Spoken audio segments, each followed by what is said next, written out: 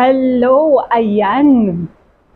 Suportado na tayo ng Amerika sa mga nangyaring banggaan ng China at Pilipinas dyan sa Ayungin Seoul noong October 22, 2023 ng nakaraang linggo.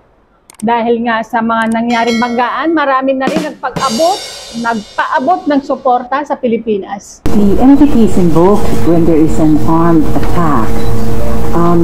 The incident that happened is aggressive and dangerous. It's a provocation on the side of China. But at this point, whether it will constitute an armed attack that would allow the invoking of mutual defense treaty is something that needs to be studied. At Robin Padilla naman nag-live up papuntang West Philippine Sea. Anong nangyari sa pagpunta niya doon? Ay, nako.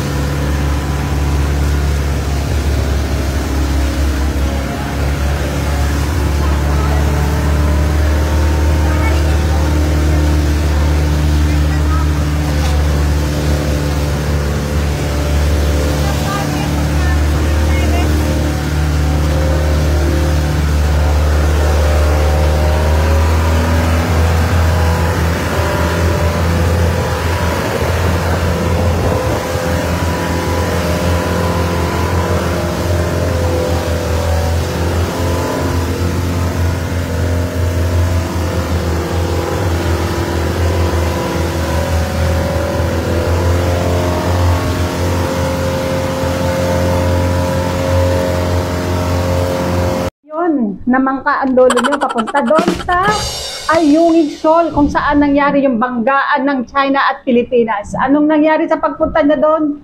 Siyempre wala, nag-live lang. May nakita ba ako yung naganap? Malakas ang alon at mukhang umuulan. Ayun, at least pumunta siya doon at ang sinakyan niya ay bangka at hindi speedboat.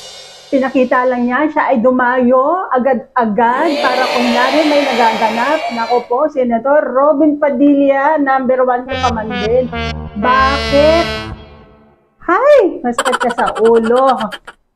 We will not talk about international, operational matters. We will not discuss that. China does not discuss operational matters, neither will we. But we are here to really decry in the strongest possible terms this egregious violation and illegal act within the 200 nautical mile exclusive economic zone and the obfuscation of the truth by China's distorting the story to fit its own ends and the duplicity of China in claiming to be peaceful and claiming to be friendly while resorting to these aggressive acts. In law, we have a principle called the thing speaks for itself. Was that restraint?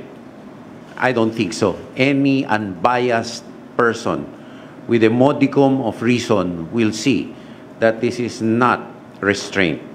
And there was another attempt to distort the narrative by saying there was a supposed a supposed promise.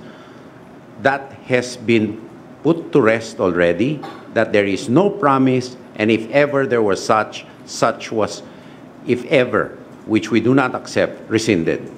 We cannot compromise within our 200 nautical mile exclusive economic zone within the bounds of our Constitution. Our Constitution is clear about our territorial integrity and sovereignty, of which there can admit of no compromise, particularly in the face of the arbitral award. So their preface to their statements, and their statements are to us a distortion of the truth. Wala po sa aming jurisdiction na pag-usapan yan. Ito lang po na nakaloob po sa aming statement ang aming maaring ihayag sa kasalukuyan. Giging operational matter nga, lahat itong mga katanungan po nila, hinihimok na lang po namin na ang pagkakaisa ng ating bansa sa likod ng gobyerno sa ating mga hakbang upang isigurado o isecure ang territorial integrity at sovereignty ng ating republika. At kaya po ibinabuti ng ating pamahalan sa liderato po ng ating Pangulo na maghayag ngayong araw na ito upang sa ganon hindi na po kumalat ang fake news at anumang mga espekulasyon. Wala po tayong pwedeng gawing espekulasyon kung anong mga susunod na hakbangin dahil wala pa po kaming hinahayag.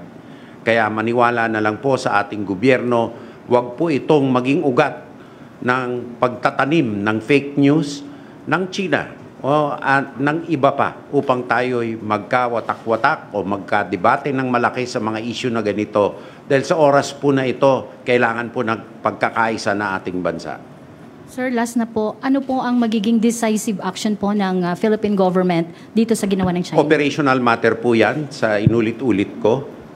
Ngayon po, kailangan kondinahin ng buong mundo at ng bansa ang illegal at mapaniil na mga aksyon ng Chinese government na labag sa kahit na anong norm ng international law, kahit saan libro hanapin. Lalo pong sinabi natin ang pagkondina, to take it seriously. Naturally, the government is working behind it, but it's not working behind it, but the government's working very hard in its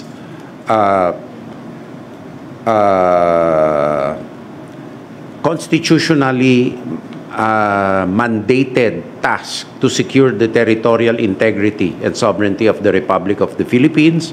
Although we will not discuss operational matters, our diplomatic authorities, the DFA, has summoned Ambassador Huang Xilian not only to give a protest but to condemn the reckless and illegal act of the Chinese government.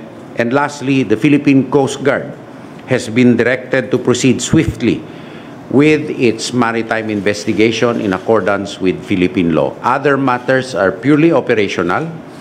At uulitin ko po, magkaisa po tayo bilang isang bansa and hikayatin po natin ang buong mundo na kondinahin ang paglalabag at pang-aabuso sa international law at sa